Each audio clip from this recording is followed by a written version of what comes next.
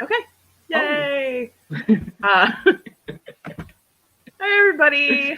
Welcome to Feelings with the Geekiary. I didn't change that. Oh, well. This is our 2022 wrap up and holiday special, although it's going to be more wrap up and less holiday, but whatever.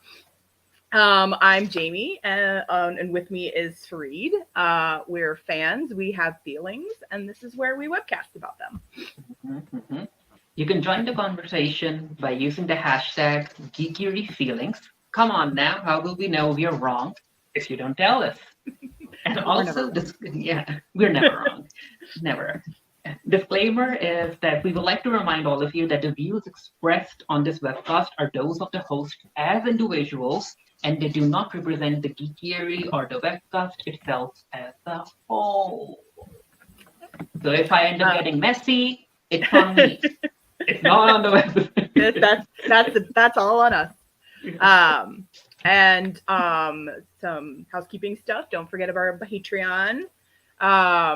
And it's Patreon. I don't know the link. You can find it somewhere. Patreon the Um, Geekiary. That's it. Patreon yeah. slash the Geekiary. Okay, Patreon slash the Geekiary. That's Makes it. a lot of sense. And don't forget to check out the rest of our YouTube channel for other webcasts like this, and also Fareed's awesome reaction videos and reviews. He's like 98% of our YouTube. So, If you're wondering and if we cover a certain show, we might not be doing written reviews for them on the website, but head on over to YouTube. I might be reacting to them. Who yes, knows? Fareed does react. Like, there's a lot more stuff that gets covered on Mm-hmm. YouTube than on the website because a lot of us just don't have time to write anymore. At least that's me. I was like, I get behind. Like, I get behind. I had anyway. I get overwhelmed when I have like more than like two things I have to review, Right? and like In the same week, I'm like, yeah, oh. and well, it's like now technically there's like four things I'm supposed to be reviewing, and I'm like, ooh, yeah, no. So I fell behind on some of that stuff.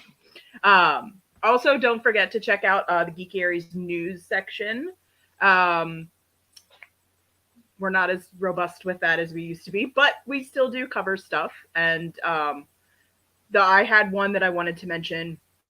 It's not really newsy since we're like halfway through the month, but I wanted to remind everybody that this month's Humble Bundle is Kodansha manga. So for $18, you can get over $400 worth of manga, which is an amazing deal. And as soon as I get paid on Forever, Thursday. forever? Or is there like a time period and they'll snatch those titles away? Oh, I don't know, because it's digital manga, so it like I'm not sure how it gets delivered, but I think they might be PDFs. I haven't done it before, Okay. so Okay. Mm-hmm. And then I have a thing which, it was kind of expected when the anime allowed Ash to win one of the biggest tournaments ever. It was kind of expected, but yeah, it's official now. Ash and Pikachu will be leading the Pokemon anime series as co-leads after 25 freaking years. Like 25 years, and he's still 10 years old. yeah. Now the rumor started swirling like like about a month or two ago, and I was like, you know what? I don't necessarily see Pokemon leaving Ash and Pikachu because let's be real, Pikachu is like the face of the Pokemon company. So Yeah. how are they going to sideline Pikachu? But now they've made a decision. The anime is going to start airing like 11 special episodes that will focus on Ash reuniting with all of his friends and everything and all of the Pokemon that he's got. So, in order to give him a proper goodbye. And once that's done, the new anime series will be the adaptation of the latest game that came out, Pokemon Scarlet and Pokemon Violet, in the Paldea region. And we have two co leads. It's a boy and a girl. And I actually like the fact that with Ash having being the lead for 25 years, he's a boy. This time they'll be having a girl character as a lead. So yeah, that's good. That's good because I mean, come on, Pokemon is played by everyone. It's Yeah. not necessarily like a boy game or a girl game. Like Yeah. everyone can play Pokemon. and Yeah, after especially like 29 Pokemon years, Go. no more Everyone Pikachu. plays it. Yeah, the no more Pikachu is gonna be really weird. Mm-hmm. Like, Yeah, I feel like they should like. aren't you disappointed? And I was like, you know what? I was like, you know what? I went through the stages of grief when Misty was written off the show years back. I don't care anymore. I think they should do something where it was like hide a Pikachu in every episode and see if you could spot it. I mean, Pikachu and Ash will be back. There are a lot of cameos in the anime, so yeah, I think he'll be back after a season or two. He'll be back for a couple of episodes. And again, if the viewership drops drastically, they can always bring him back. Yeah, and they'll be He's like, "Hey, look what we're doing! We're bringing back Right. Ash! Aren't we so great? No one saw that coming." Yeah. Okay, so we were gonna have a bit more like holiday special part of this, but with just me and Fareed. Fareed is Muslim, so he doesn't really celebrate. Well, I don't know actually. Are there any Muslim holidays that are like Christmas? I mean, not necessarily. No. Yeah, like, I was thinking about it because I was like, I mean, I know like people are like, oh, Hanukkah's like Christmas, but it's not. It's not. And a lot of Jewish holidays are about like you like fast. That's like part of the holiday, and I'm just like, wow, no. Christian holidays are like, no, give us stuff. Like, well, I mean, Christmas, like, you know, stuff has been co-opted and all that kind of stuff. Christmas is a mishmash of the traditional American Christmas is a mishmash of like 14,000 different countries' traditions. But it's basically like you give gifts. And on Easter, like you give gifts. I never understood why that was. And then that's really the only two. Like there aren't really a lot of Christian holidays. Well, I guess I shouldn't say that. I was Protestant. We didn't observe a lot of stuff. So there was Christmas and there was Easter, and that was it. At least in my family. Yeah, over in Canada, Calgary, I'm excited to see how, because of, as I was saying earlier, a lot of decorations have started going up, and I'll be making the rounds on Christmas Eve and seeing like recording and taking pictures and everything, and how everyone's like decorating everything. So yeah, that was always my favorite thing to do. Like that was a tradition that my family had, was because obviously, you know, we went to church on Christmas Eve. And after church, we would always drive around and look at how everybody decorated. Yeah, I plan to do that.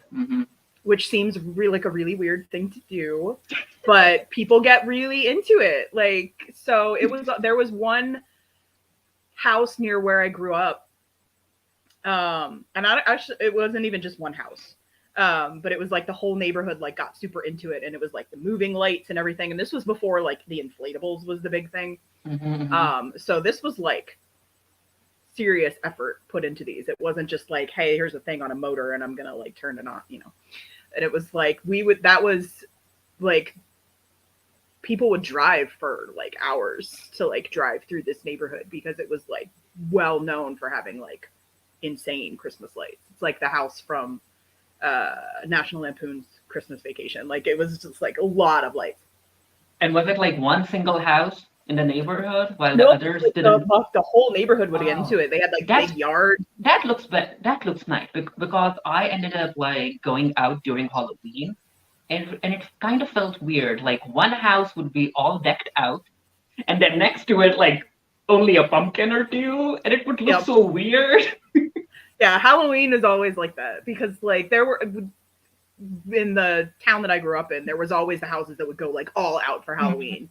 And then we would have like, you know, jack-o'-lanterns, like, because, you know, that's, you know, but we did more for Christmas. We still weren't like super like, woo. The inside of our house was always like, wow, there's a lot of crap. But the outside of our house was usually just like lights along the roof and like in the bushes. That's what we did. And of course, in New York, it's different. Houses really don't decorate here. And also, I live in a heavily Hasidic Jewish neighborhood. They don't celebrate Christmas, so people don't decorate here where I live. But I like to go and look at the store windows on Fifth Avenue because they usually. Oh yeah, New York does that. Yeah. Yeah. I look at them on YouTube. So. I haven't gone yet this year, but I'm going next week because I always start on 59th Street and then I walk down Fifth Avenue, look at all the windows, and then the Rockefeller Center Christmas tree. So even though it's the same every year, I don't care. It's a big tree.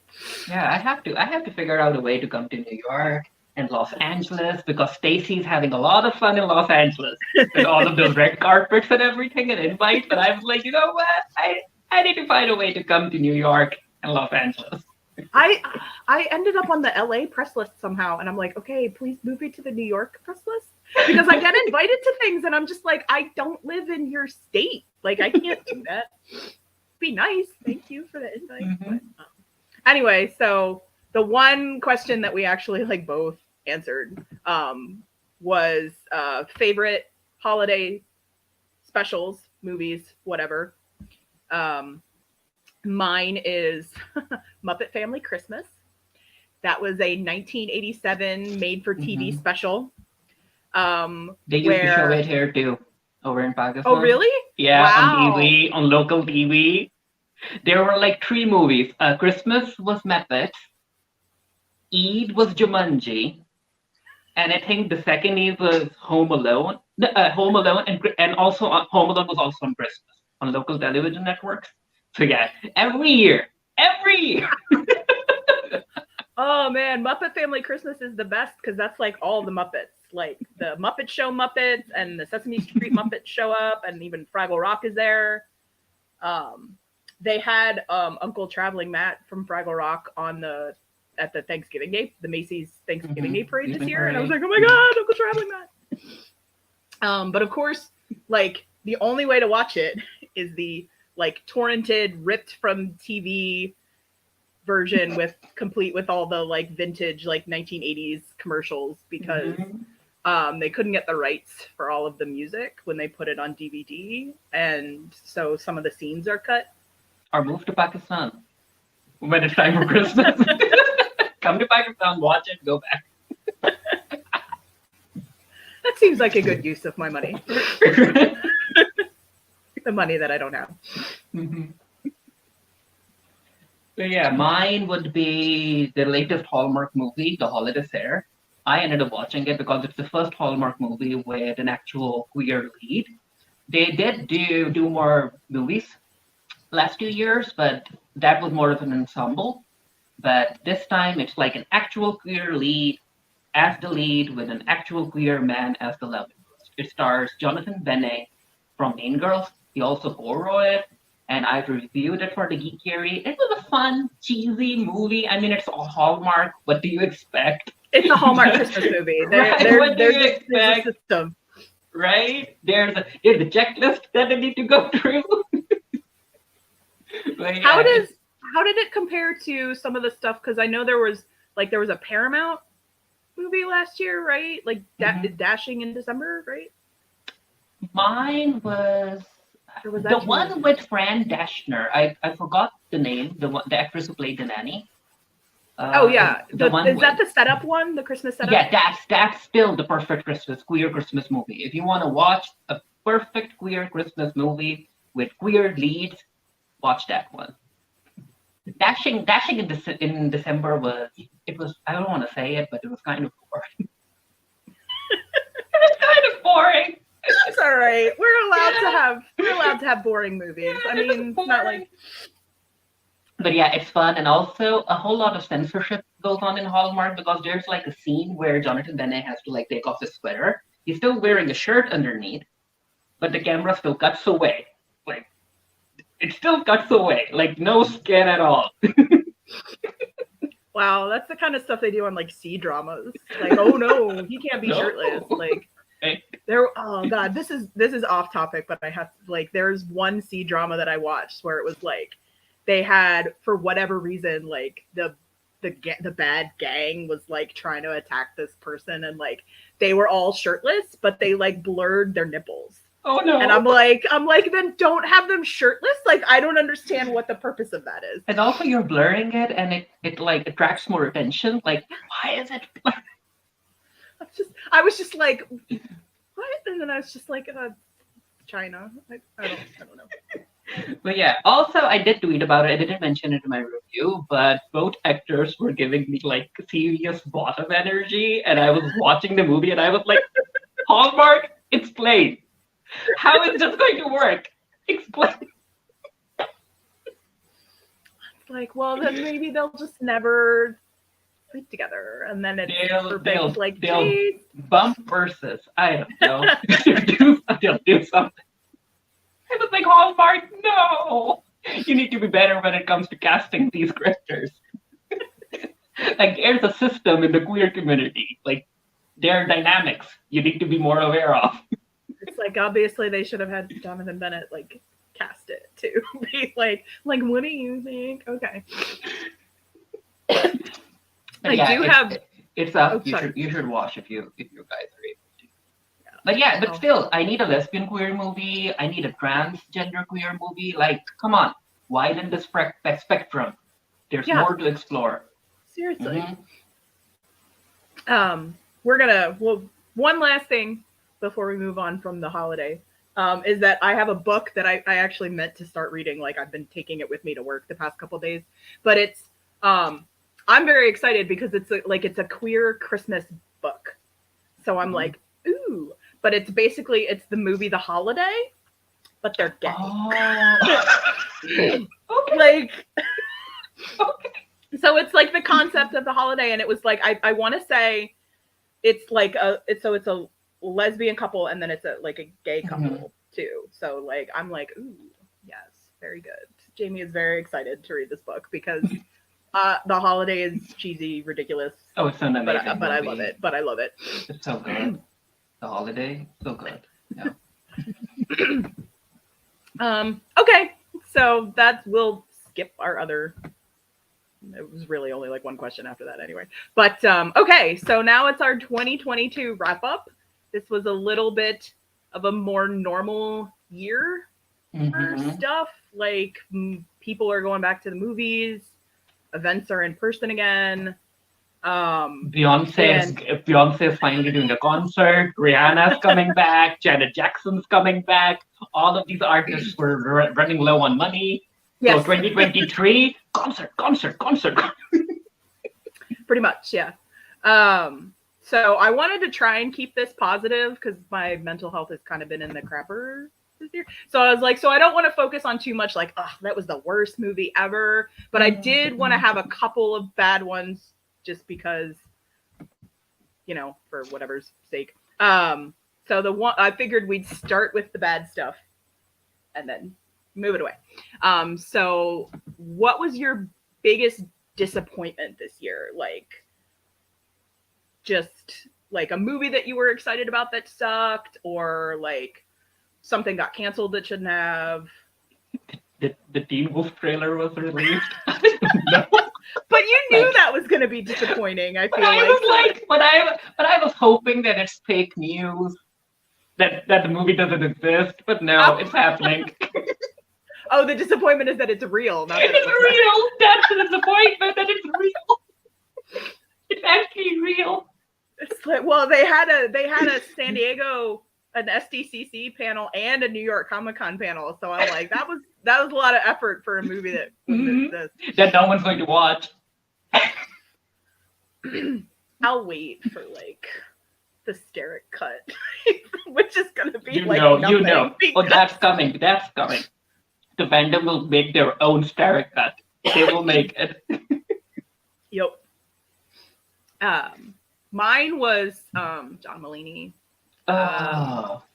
Like, huge John Mulaney fan. My friend and I actually saw his new stand-up in like March or whenever that was.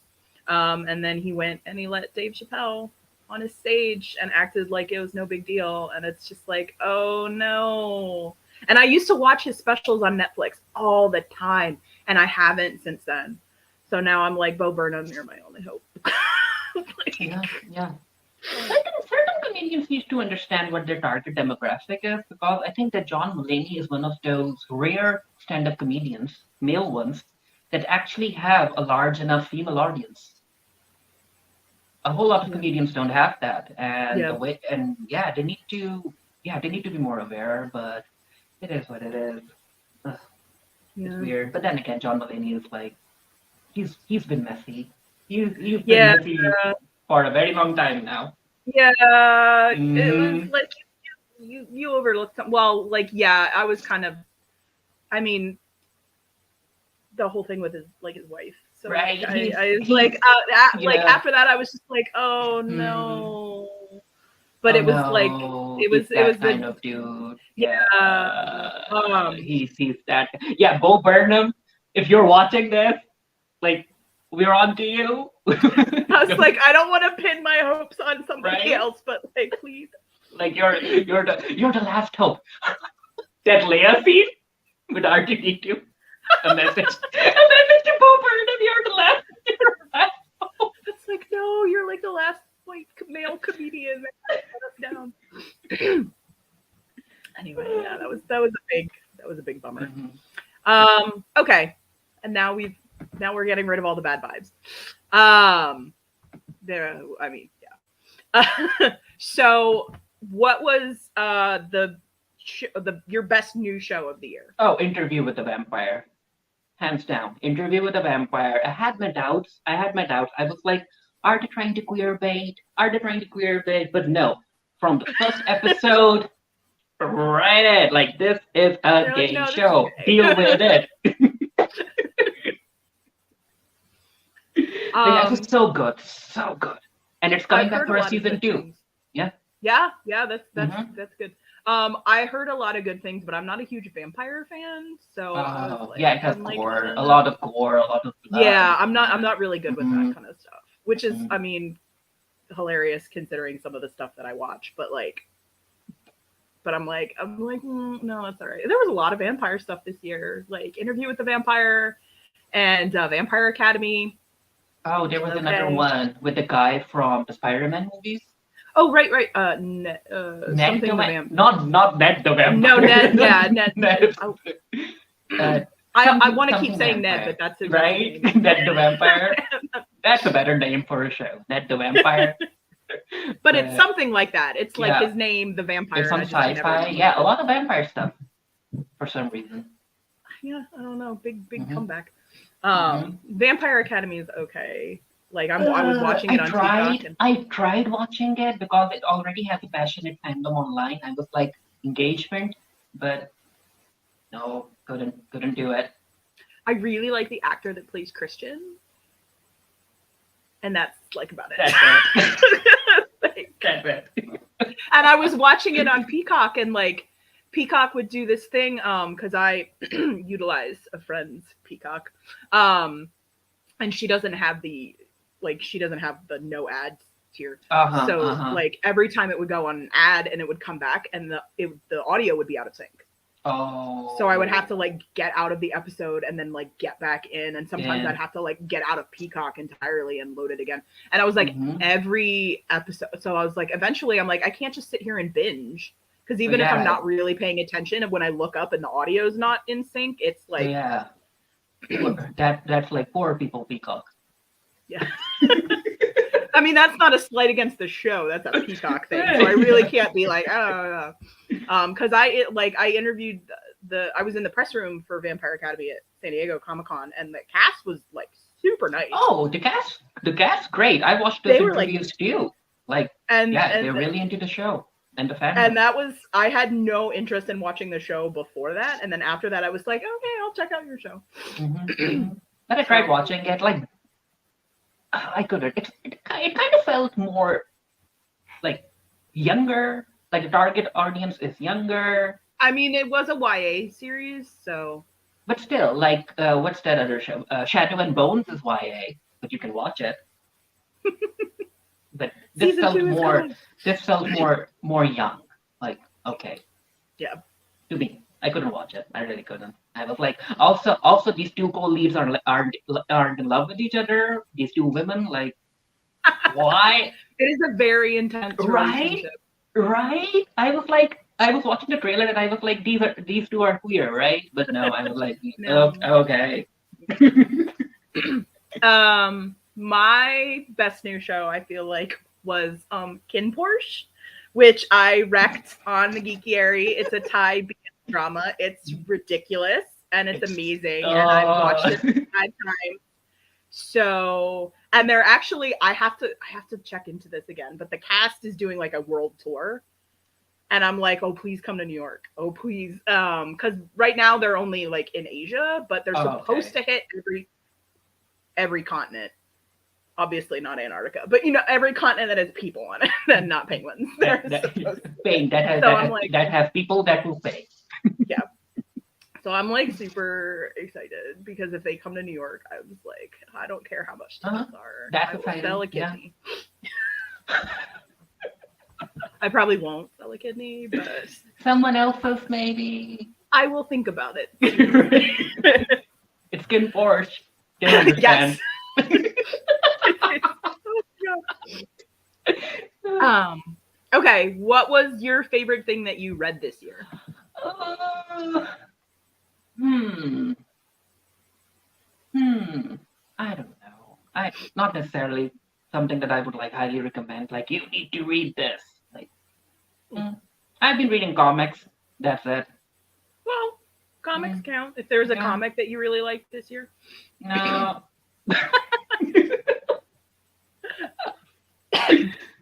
Okay then. I had that in there mostly for me. But there were a couple of books that I read, but I cannot recommend A Marvelous Light by Freya Marsk enough because it's so good. It was one of my Pride reads this year. And I read it in like 2 days. And it was like, I actually wrecked it to Angel when we were at Comic-Con, and then Angel bought it and read it like on the flight home. Okay. And, like, that was quick. Like literally bought it Sunday night in the hotel. She actually read it because my TBR like file is like. Oh yeah, no. Buying books and reading books are two separate hobbies for me, and so I have like a stack of books. Right. But this one is really good, and it's great because like Freya Marsk is actually has an AO3 profile and writes Untamed fic. So I have read some of her fic, so I was like, ooh. She knows. She knows what the people want. I can usually tell when I'm reading a book, I'm like, this person writes fic. Because like you can usually tell like the way like certain scenes are written if somebody writes fic. And good fic. Like some of them are bookmarks that I have. But that's a really good book. It's Victorian England magic, like hidden magic society, queer romance. It's with those two men. Oh, I read that review. Yeah. The murder mystery thing with a very interesting magic system. Yeah. Yeah, like they do magic with like their hands. It's very interesting, and a lot of people do magic with their hands, Jamie. Like, but I know, but it's they do magic with their hands. Okay. I know, but it's like they do this like weird. It's like a cradling thing. It's not like. It's just the way it was described sounded very interesting. It's some good world building. It's a really good book, and it's the first in a series, and I don't know how many there are supposed to be, but there was a companion book that came out in November about one of the main characters' sister that is also queer. So it runs in the family. Yes. Well, I mean, you know what it's like in fanfic. Everybody's queer in fanfic. So like that's another thing that you can tell. That's a good thing about Kin Porsche too. Literally everybody's gay. Everybody's gay. The bodyguards are all gay. All the brothers in the family are gay. Everybody's gay. What do you think was the biggest news this year? I mean, the entire Henry Cavill, Dwayne Johnson versus Warner Bros. Drama. Like, what the heck is happening? Like, wow. I mean, I knew. I think people knew that Dwayne Johnson was petty. He's always been petty. He's from the wrestling world. And we all remember the entire drama that occurred when he tried to, like, basically, allegedly, snatch away the Fast and Furious franchise from Vin Diesel. Like, you know that The Rock can get petty. Very, very petty. And yeah, that's what happened. Apparently, he got into his head that he'll be able to run Warner Bros., the DCEU sector for some reason. First of all, where did you get that idea from? Like, no one. You were never in the running. But anyway, he got that idea and he thought that Black Adam would be a huge success. Again, it's a Black Adam movie. It was never going to make money. Like, it's a Black Adam movie without Shazam. And yeah, it flopped. And then just like that, Warner Bros. Ended up hiring James Gunn and Peter Safran. And again, people were like, okay, the fact that The Rock is the only one who hasn't congratulated James Gunn, like, you know that he's angry. And he haven't, and both of them haven't interacted, even though basically both of them are online 24/7, apparently. And then Henry Cavill ended up leaving The Witcher because he was back as Superman, and now he's not back as Superman. And well, the Henry Cavill thing, I think, also is that allegedly that he didn't like the direction that they were taking the show because he's a big fan of the source material. Did you read the Reddit leak that occurred like yesterday? I probably saw bits of it from the Witcher set about Henry Cavill's alleged behavior. It's as if he was because the showrunner is a woman, okay, and Henry Cavill is a fan of the games, so Henry Cavill allegedly started acting like those weird gaming bros who are like, I'm the one who knows about the lore. I'm the one who knows about the characters. I'm the one who knows about the story. And he started like mansplaining to the female showrunner and not listening to what she wanted to do. So yeah, unfortunately that kind of tracks. Because like, I know I saw some people being like, no, not Henry Cavill. And I'm like, do you not remember the crap he said during when like Me Too really broke out? Like that's who he is. Yeah. I was like, that tracks. Like, not like I'm super excited to see Liam Hemsworth in The Witcher. And allegedly he started changing the script without letting the showrunner know. Oh yeah. Without letting the other actors know, and it was bad. It was bad. And I'm looking forward to seeing how they'll be able to promote season 3, because people know that he won't be in season 4. So how the heck is he going to promote season 3? How is that going to happen? Maybe they'll just be like, oh, this is on. And also Henry Cavill, the fact that they looked at Henry Cavill and they were like, okay, we're going to recast the role with Liam Hemsworth? Like, was no one else available? That's not even the Hemsworth I'd pick. If you're going to pick a Hemsworth, that's not the Hemsworth I'd pick. Like, David Gordon Sweat is right there. He looks like Henry Cavill. He literally looks like Henry Cavill. Cast him. But no. But yeah, apparently he lost The Witcher, he lost Superman, and he was like, you know what, I might stay, but you need to give me a lot of money. Netflix was like, no, we would give you the money, but that still wouldn't change your alleged behavior on set. Yeah. That might make it worse, too. Yeah. If you cave to that kind of thing. Yeah, so it doesn't work, so bye, Felicia. But yeah, that happened. So yeah, let's see. The Witcher is a mess. The Witcher is a mess right now. And Henry Cavill, now allegedly, all of these reports of Henry Cavill having a bad attitude are true, with one of the biggest proof being like, you know what? He doesn't get a lot of work. Even though he has a big fandom, even though he's a big name, studios don't hire him. The only work he had was The Witcher and that Enola Holmes thing with Netflix. Only Netflix was hiring him. Yeah. Now, apparently, there's this new report that he's trying to work with Amazon. There's this game series called the Warhammer. So he'll be like producing those shows and starring in them. But let's see if that ever happens. Yeah. Who knows? Because Amazon tried to make Rings of Power a big thing and no one watched it.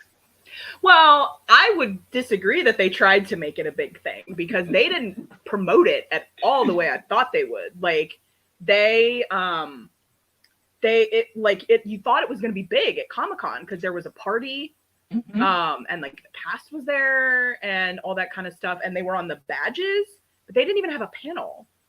No, they had a panel. I'm sorry, they didn't have a press room. Okay. Because I was like, no, they had a panel because they didn't have a press room, and they were just like, we're not. It was like, we're not. Oh God, I can't remember the exact wording, but it was like, we're not like giving interviews with domestic press at this time. Wow. And I'm like, so you don't want people to watch your show? Like, I don't understand. Maybe they were like, you know what? It's a big enough name, the IP, and it will be a global hit. And I actually think that Netflix was like, you know what? Wheel of Time, a huge hit, even though people didn't know about Wheel of Time. No one has read the novels. I don't know anything about Wheel of Time. I know it's a bunch of books, but I haven't read them. But yeah, no one has read those books. However, it ended up being a massive hit for Amazon. It's already been renewed for 2 more seasons. So Amazon could have been like, you know what? If an unknown IP like Wheel of Time can do such global numbers, then Lord of the Rings, that's going to be a massive hit anyway, right out the gate. So we don't need to do domestic interviews or whatnot. But now it basically it crashed, kind of. Yeah, but Wheel of Time, I'm looking forward to the Wheel of Time. Again, it's queer. That's what everyone needs to know. If the Rings of Power was queer, it might have been a hit. Who knows? Everything should just be queer. It would just be so much better that way. It ends up being a hit. We have numbers like Money Heist, queer, a huge hit. Stranger Things has queer characters, a huge hit. We have Heartstopper here, queer, global hit. Wheel of Time, freaking queer, global hit. Like, make things queer. People around the world. We have money and we're starved for content. Like, I don't understand. Around the world. Yeah. Well, that's why one of the reasons I think that it was like, you know, like the Asian BL dramas, like they're huge, like outside of Asia. Because like they're really good. Like, I mean, they're ridiculous, but they're really good. And there's actually, there's a new one. I don't know if it's out now or if it's coming out, but it's like Royal Bodyguard AU. And I'm like so into that. I saw a gift set on Tumblr today and it was like, yeah, the guy, oh God, I think he's a prince. I think it's a prince and his bodyguard. And I'm like, I am absolutely, I mean, I watched the Mafia Bodyguard one, so I will absolutely watch the Prince Bodyguard one. Like I will do that. As long as it is there's a way for me to watch it. Like I have like 3 Asian streaming services. Just put it on one of those. There's one that I want to watch that it's only on YouTube and like it's like, episode 1, part 1, part 2, and I'm like, this is a 90s anime, right? Right. But that's like the only place I found it is on YouTube, and I'm like, oh God, I might have to suck it up and do that. But yeah, what's your biggest news? You have it. Honestly, it was the Queen Elizabeth dying. Like that was just. I mean, I know that's not like fandom, but it crossed over into fandom. Like there was there was a lot of like memes and all that kind of stuff, and honestly, like I mean, I work in news media. That is like my day job. And that was kind of a big deal for us. Yeah, the Queen died, and Trisha Paytas was pregnant, and everyone was like, you know what? Trisha Paytas' child is going to be the Queen reincarnated. Yeah, the jokes, the memes. Yeah. I remember, I was like doing background work that day, and we were doing background and everything, and we were in the holding area, and then we got the news that the Queen has died, and there were a bunch of immigrants there, including myself. Yeah, we were from countries. Okay, it's a British royal family. Who cares? Oh, the colonizers died. Yeah, how terrible. I remember that happening. Like a lot of Canadians, they were like, "Oh no, the Queen died," and we were at the table, and we were like, "Ah, how sad for you, violin." Yeah. Mine was it was just funny because like the news broke on like it was my day off actually because it was I was working that weekend, and the news broke on Thursday, and so Thursday and Friday were my days off that week. And Fortunately. I had people texting me being like, "What's it like?" And I'm like, "I'm off today." So, but then I made the mistake of texting one of my coworkers, and I was like, "How bad is it?" And she was like, "I need help, please." Like, so I actually had to log in for a couple of hours and do some work because it was just like too overwhelming. And I'm like, okay, but I got overtime for it. That's the important thing. That's good. That's good. Yeah. That was just, yeah, that was like, that was kind of a big deal for like a month for us. People are still upset about it because of the Harry and Meghan documentary on Netflix. Yeah. They're still like, oh, she's going after the Queen, and I'm like, no, she's not. She's just sharing her experiences. Well, it's not like she didn't kill her. Like, I don't understand what the big deal is. It's like she was in her 90s. Like, this was not unexpected. And it's one of those things where it was like, is she just never supposed to talk about it? Like, oh, it's disrespectful because she just died. She didn't push her down the stairs. It wasn't Glee. Like, she kept her distance. It's one of those where it's like, now's not the time to talk about it. It's like, well, then it's never the time. It's never the time to talk about it. It's ridiculous. People suck. So if you attended any events now that stuff is happening again. Oh, yeah, I did. Let's see. What was your favorite and why? I ended up going to my first ever Calgary Stampede over here. So it's a huge, big thing here in Calgary because Calgary itself is a very Alberta and Calgary. They're like very cowboy type locations. So it's very like rodeo, horse riding, bull riding, and that everything. And Calgary Stampede is one of the biggest events that happens each year. And there are celebrities. Kevin Costner came, and who's that talk show host? The good one, the African American one, the younger one. Oh no, I forgot his name. Noah? No. Oh, Trevor Noah? Trevor Noah, yeah, he was there. Yeah. I was like, that was the Daily Show. I'm like, I don't consider that a talk show, but like, yeah. Trevor because I was just like, I don't think there's a black talk show host. I lied. Cameron Hall. Cameron Hall is a black talk show host. But yeah, Trevor Noah's there. A lot of celebrities come, so I ended up attending, and I saw the rodeo for the first time, and people were crazy, and I was like, it's just people riding horses. Yeah. Chill. I was gonna say welcome to America, but you're in Canada, so. Like... Also, then after that, I ended up attending my first ever drag show called Drag Me to Brunch. So that happens every year too, during the Stampede week, because the Calgary Stampede, it occurs for an entire week. So during Saturdays, we have Drag Me to Brunch, and queens from the RuPaul Drag Race came in, and they were there, and I recorded the entire performance. It's on the Geekiary YouTube channel. Go watch it. It was fun. It was so much fun. And also my first Pride. Yeah.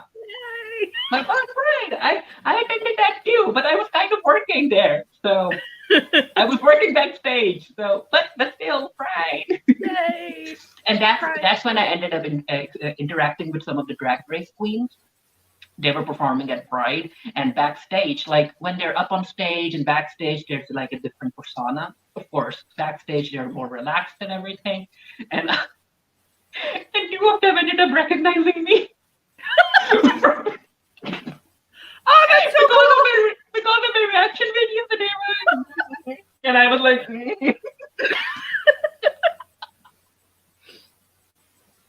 Oh, that's so awesome. I was like, okay, yeah, I see you. But yeah, that was fun.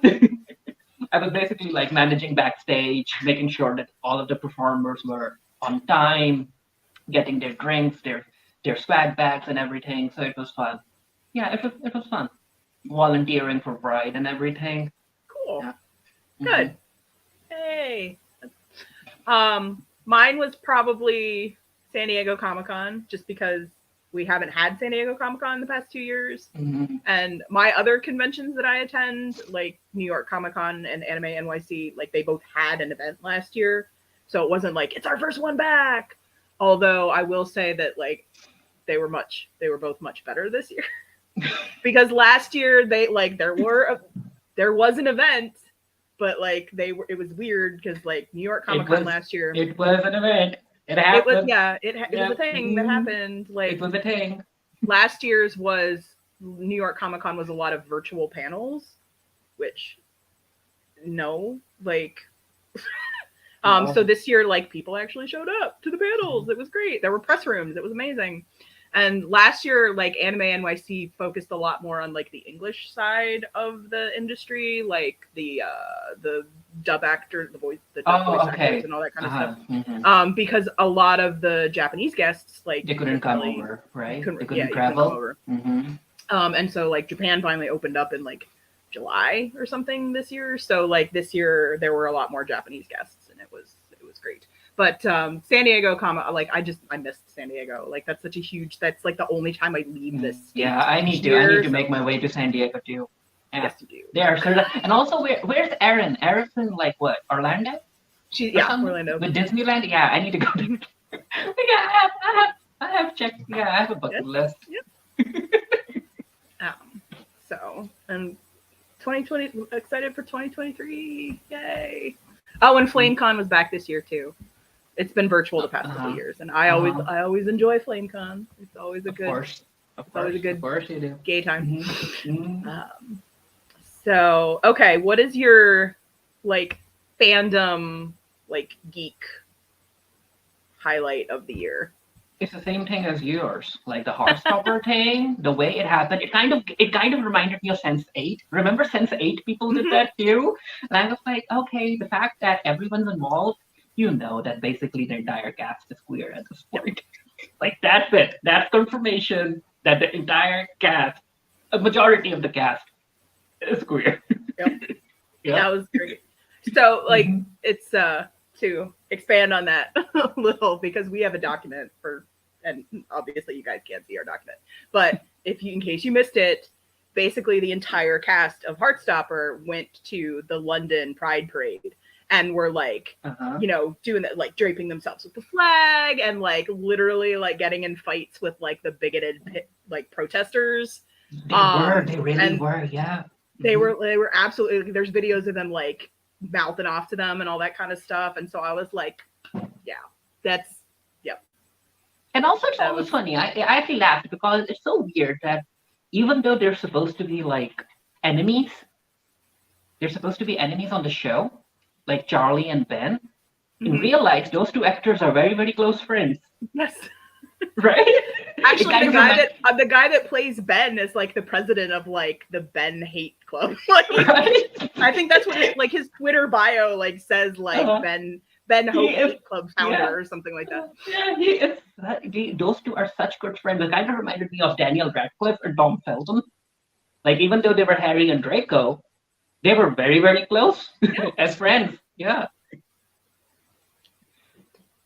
Yeah, enemies to lovers. It happens in fanfic. It happens in real life. It's an actual thing. That's why it's a popular trope. Do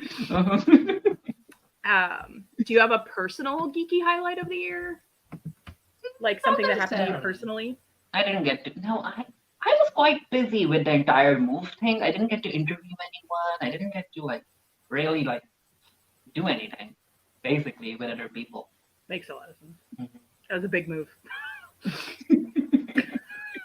I was like, I haven't moved in a very long. I was like, I've been in this same apartment since I've pretty much moved to New York. It's yours now.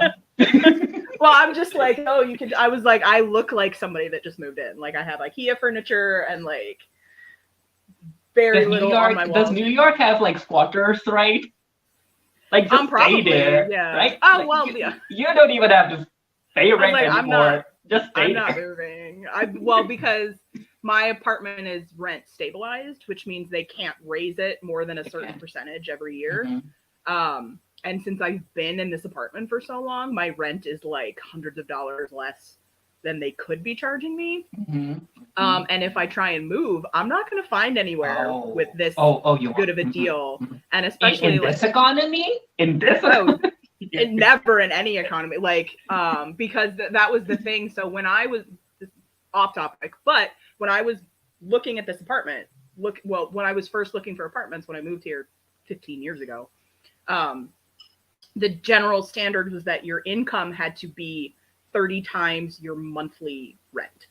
So if you made $30,000 a year, then your budget was $1,000 a month.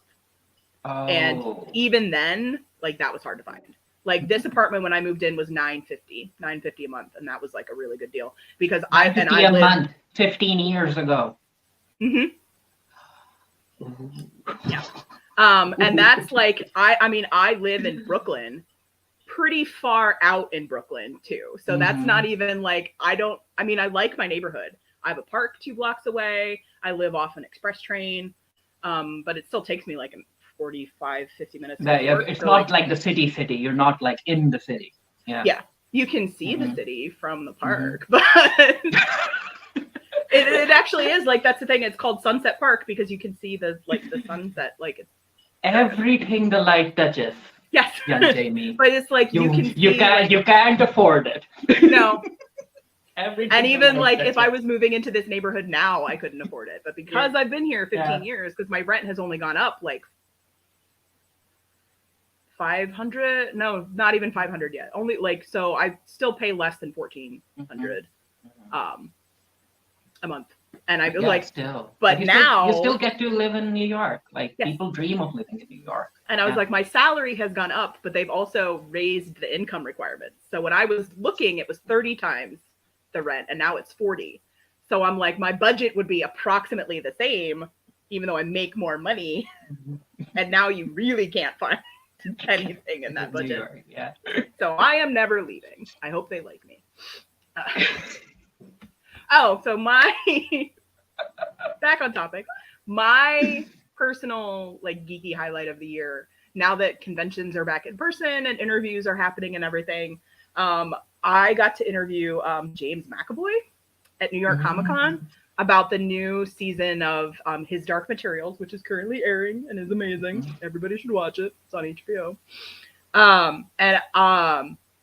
I got to explain to him. Oh wait, actually, first I have to say this. So we're all sitting. I did roundtable interviews, so we're all sitting around the table waiting for the actors to come in, and like James McAvoy walks in, and everybody at the table just goes like that, like it's just like, oh, like that is an attractive man. And then he sits down at the table, and you're just like, I just want to be in your presence. But mine was, I got to explain to him what a headcanon was. That's always fun.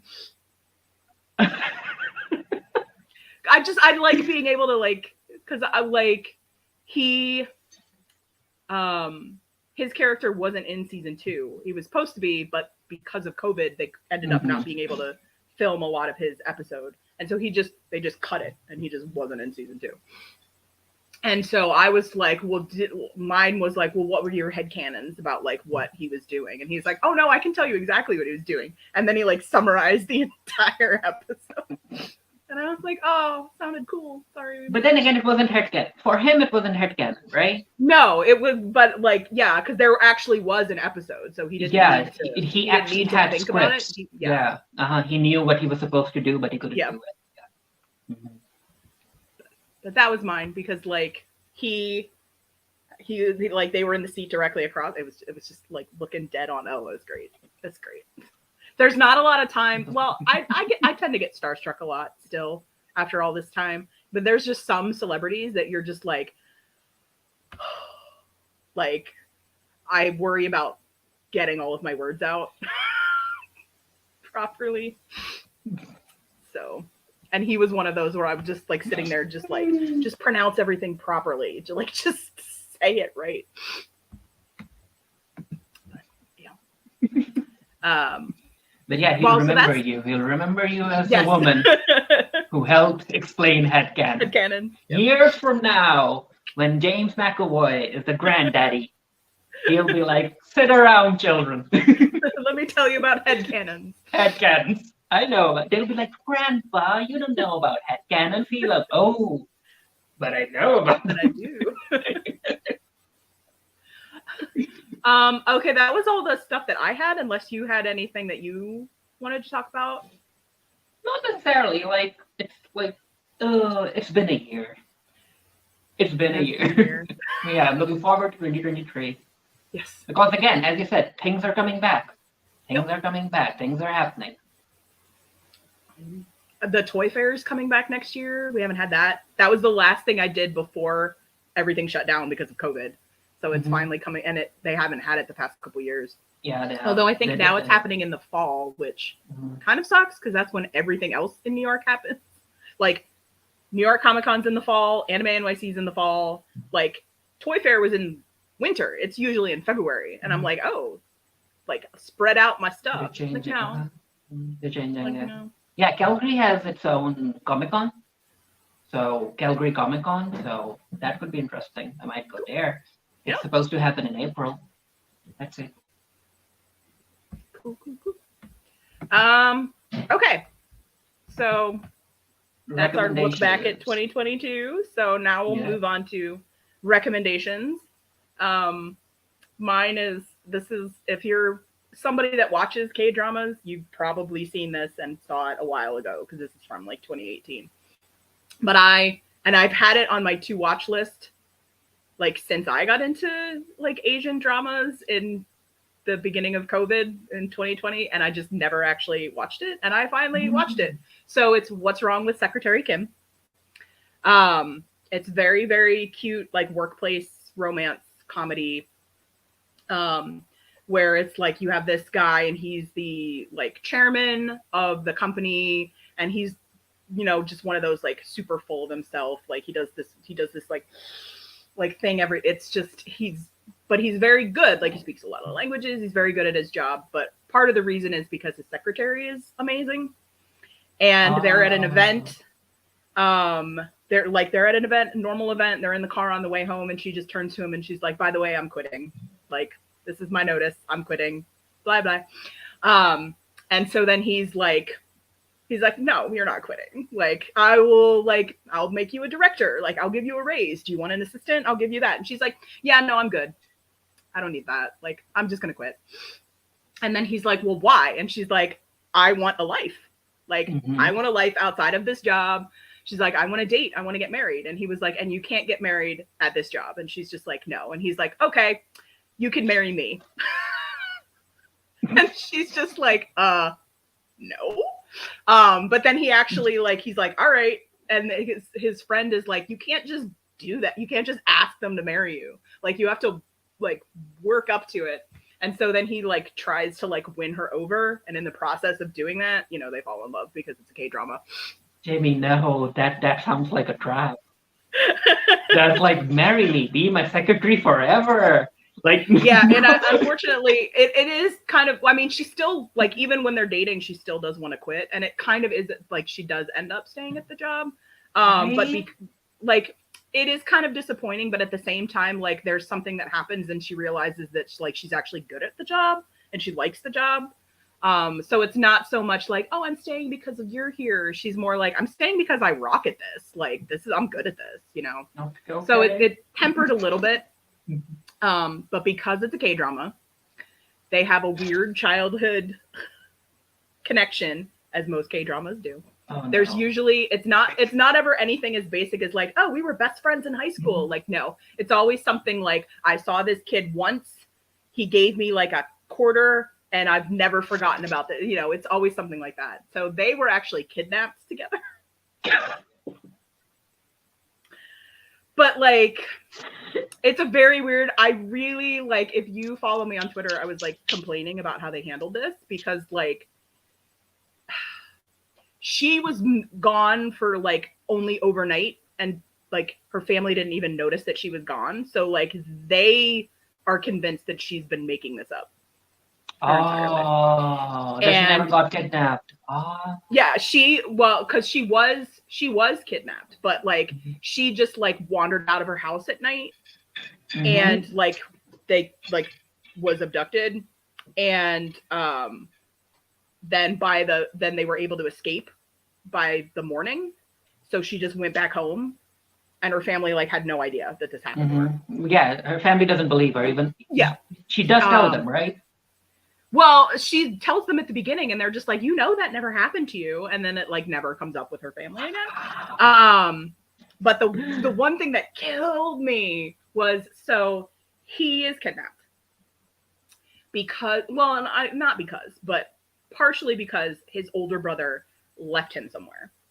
Because like they were because like the younger brother's the smart, like he skipped a couple grades, so they were in the same grade, and like he's the more talented one, so like there was like some jealousy there, and so the older brother left the younger brother there, and he ended up getting abducted, and the older brother was like so overcome with guilt that he like had like a mental breakdown and thought he was the one that got kidnapped, and that his younger brother was the reason for it. So he would like attack him, and he was like, "You did this to me." And the younger brother's like, "Dude, I was the one that got kidnapped." But he wouldn't listen to anybody that said it. And when the parents were like, "Well, the dad was like, maybe we should get him like help," and the mom was like, "No, you can't send him away." Like blah blah blah. So the younger brother fakes amnesia, and the entire how many episodes are 16? Okay, a lot of them happen. Yeah, and it's just like, and it's just this real, and so they just like let the older brother think that he was kidnapped, and just nobody gets any like therapy, and even though they desperately need therapy, and this goes for like their entire lives until it finally comes out, and I'm just like, what the hell? Like, and of course it's a K-drama, so everybody forgives everybody, and I'm just like, no. Go no contact. That's what that's for. Like, but they don't do that. Now that I've basically told you the entire plot, I did really enjoy it. It is very like there's some really what's wrong with Secretary Kim? More like what the heck is wrong with all of these people? It's like what's right with anybody? Like, but I really did enjoy the show. There's a lot of really good. She has a really good relationship with her sisters, despite the fact that they don't believe her that she was kidnapped. And there's some I like the relationship that she has with her coworkers. So I really did enjoy it. It's on Hulu if anybody wants to watch it. Despite my dragging of the plot points. Okay. Question? Oh, did you not have a rec? I mean, not necessarily. Like Interview with a Vampire. Go watch it. Okay. That's it. Go watch it. Or watch me reacting to it. Your choice. Okay, so wrapping it up, what are you most looking forward to in 2023? So Real Estate Season 2. That's it. I'm still not over the fact that the Sci-Fi aired Season 1, decided to cancel it, and then renewed it back again because they found out, oh no, it's a global hit. People were on the Oh, people like it? Why oh no! People outside the USA. People outside the USA are watching it. Oh no! Bring it back! Bring it back! And it did. They're bringing it back. Thanks, people outside the US, for propping up all of our shows that nobody in America watches. But yeah, they're bringing it back. They just finished they're done finishing. They're done finished shooting right now. They have shot the 10 episodes for Season 2, and it should be out next year. So I'm looking forward to seeing them do attending Comic-Con. That will be fun. Oh, yeah. Because it's like named people in the geek fandom space. Like Tim Rozon is one of the leads, and people know Tim Rozon. So, and Sarah Levy. So I'm looking forward to seeing them attending SDCC, and if I get to interview them online or whatnot, and the first question I'll ask will be like, how did you guys feel when they canceled your show? And then brought it back to life. At least they didn't. Wasn't there a show that they canceled, brought back, and then canceled again? Oh, there are such shows out there. Yeah, HBO Max has been canceling a lot of shows right now. Yeah, HBO Warner is Bros. canceling like everything. Yeah, Mm-hmm. that's why I was like, his Dark Materials. This is the last season, so if they don't, it's like, I don't need to worry about that. It's the third and last season. Also, Young Royals is coming to an end, which, you know what? Okay, it's fun. People watch it, but okay. I'm a big fan of shows that have like a particular like arc, and then end it when the arc is over. And then they're done. Yep.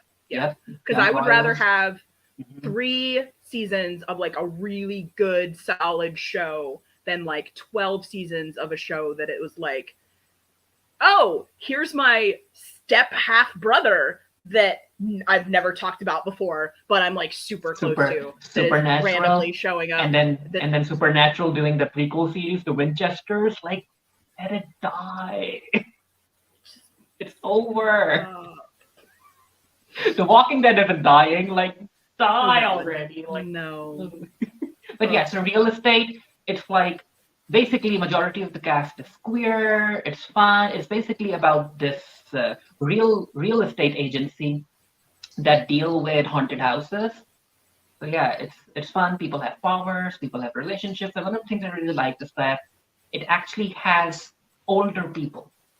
Like, the entire cast isn't like in their 20s or anything. Yeah. Like, they're in their 30s. They have established relationships. Like, it's people. Like, people who are in their 30s and 40s also have a life.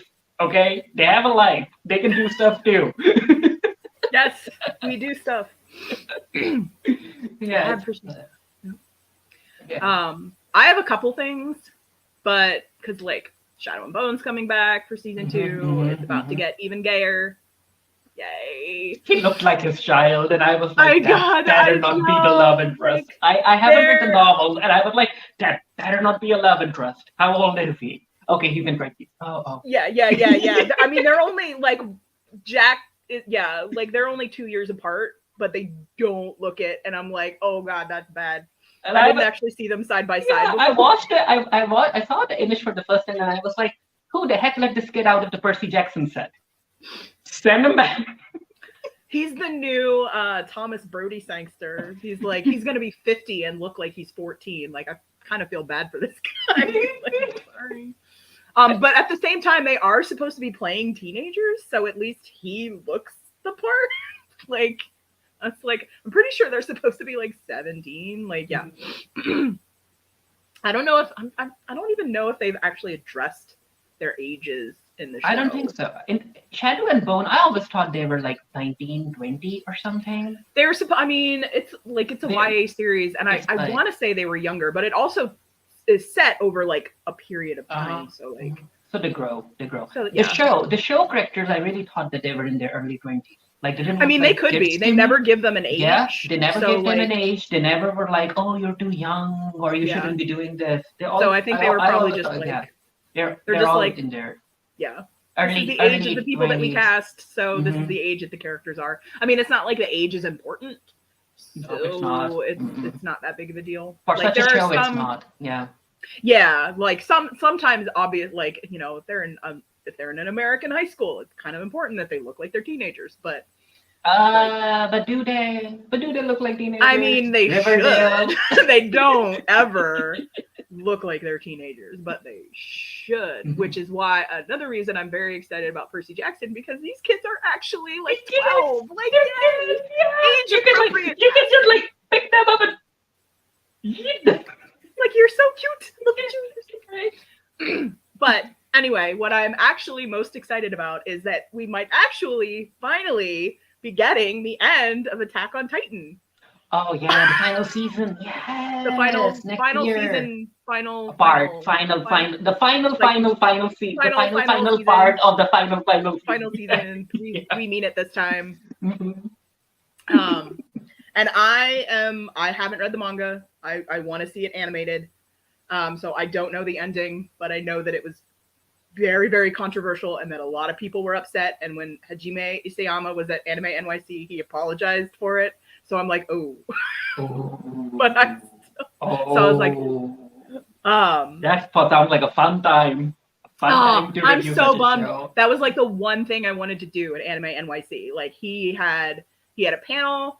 there were interviews and he did an autograph signing and everything was lottery and I didn't get any. Yeah, you mentioned it, that it was tough getting in. It was all based on luck. So yeah. Mm-hmm. But I was like, I got like pretty much everything else I wanted except that. And I was like, well, that was except what I really wanted. Yeah. I got everything that I wanted except what I really wanted. I was just like, oh, okay. But yeah, so I was like, I'm excited to see, like, I'll be reviewing it. I'm excited to see the fandom go crazy. That's what's going to happen. Yep. I was like, finally, all the anime onlys will know what all the manga people have been bitching about. So, but that's, I'm excited for that. That should be. Actually, I don't know when that comes back. I don't know if they've announced. No, I don't think they announced a return date. They haven't. It's just like 2023. It's happening. Yeah. It'll probably be like December. Mm-hmm. So I get to sit through the whole year. Because it was like, I wanted, it's like, get to sit through the whole year. Okay.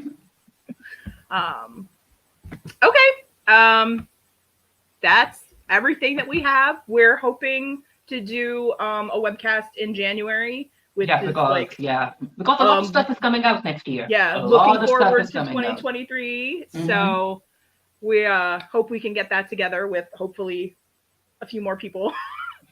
Not that this hasn't been a great discussion, but okay, so we'll wrap it up here.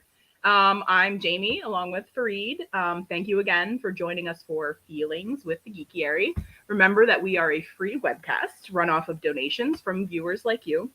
Thanks for contributing and helping our host site, the Geekiary. And see you next time. Bye.